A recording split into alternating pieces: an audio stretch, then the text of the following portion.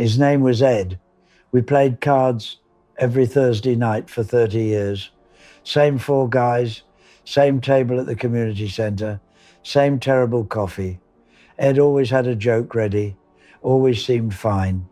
One night in 2019, middle of a hand, he excused himself to use the bathroom, didn't come back. We found him in his car in the parking lot. He was gone. The funeral was 3 days later. That's when I learned he'd been divorced for 8 years, estranged from his kids for 6. Those Sunday dinners he talked about every week, made up. He'd been lying for years, and none of us knew. How do you sit across from someone for 3 decades and never actually meet them? Turns out easier than you think, and deadlier. Most people think loneliness means being alone. At 92, I can tell you that's not it. The loneliness that destroys you happens in rooms full of people who think they know you. It's what happens when the performance of being fine, being strong, being whoever you've decided you need to be, becomes more important than letting anyone see the truth. You can be surrounded by family and completely alone. You can have weekly plans with the same people for 30 years and die isolated. Here's how it happens. The specific ways we perform ourselves to death and how to recognize it before it's too late. Every time you deflect a real question with a performance of okayness, you train people not to ask again. That's the first trap, the I'm fine performance. Ed had it down to an art. So did my neighbor Carl. So do most of us, if we're honest. Someone asks how you are, you say great, thanks, even when you're not great. You've got a rehearsed version of yourself you wheel out so often you forget there's anything else underneath. It feels polite, safe, normal. It's actually a slow form of dying. Here's what it looks like in practice. Carl lived 2 doors down from me for 15 years. Widower, like me. I'd offer to pick up groceries when I went to the store. He'd laugh it off. I'm good, don't need anything. I'd mention maybe we could have dinner sometime. He'd deflect with a joke about his cooking. Every offer of connection or help got turned into a punchline. I thought I was respecting his independence. Turns out he was eating 1 meal a day, couldn't figure out his medications, taking the wrong pills at the wrong times. When I finally found out, because his daughter called me after he ended up in the hospital, I asked him why he never said anything. He looked at me like I'd insulted him. I don't need charity. That's the trap. You perform self-sufficiency so consistently that it becomes who you are. And once it's who you are, admitting you need help feels like becoming someone else entirely, someone weak, someone you've spent your whole life refusing to be. So you don't admit it, you keep performing, and people believe the performance because that's what you're showing them. They stop offering help because you've taught them you don't want it. The distance becomes normal, and eventually you're completely alone, even though you see the same people every week. Even though they think they know you, the delusion is that people will love you more if you need them less.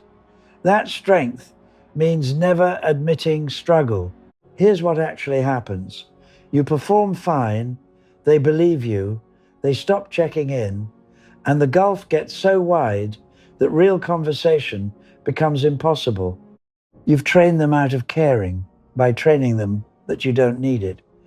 Ed did this, Carl did this, I've done it too. Still catch myself doing it.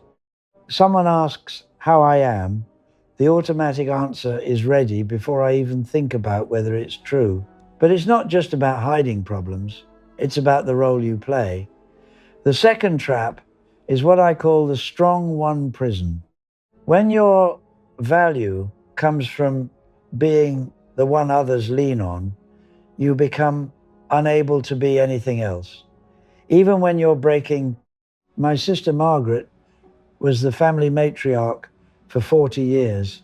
Every Thanksgiving at her house, every Christmas, every crisis, she was the one who handled it. Mom and Dad fighting, Margaret mediated. Cousin needed money. Margaret organized the family loan. She held everyone together. It gave her purpose, identity. She was needed, and being needed felt like being loved.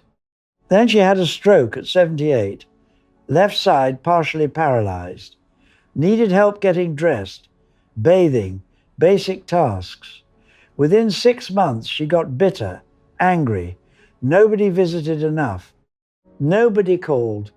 Everyone had abandoned her right when she needed them most. That's how she saw it. Here's what I saw. Margaret had spent 4 decades teaching everyone that she was the strong one, the one who gave support but never needed it, the one who solved problems, didn't have them. When the stroke made that impossible, nobody knew how to be with her, not because they didn't care, because she'd trained them for 40 years that their job was to need her and her job was to be fine. They'd been conditioned out of offering help because help was always Margaret's department. She thought she was building connection by being indispensable.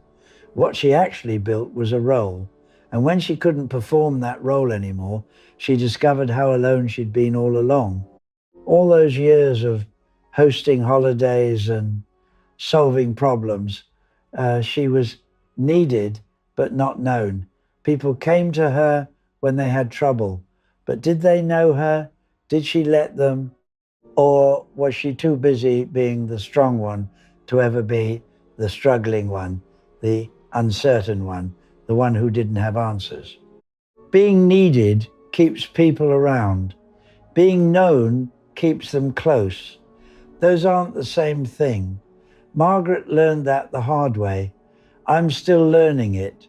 And once you're cast in that role, the strong one, the helper, the rock, it's hard to break out, even if you want to, because other people have invested in that version of you. They need you to stay in character.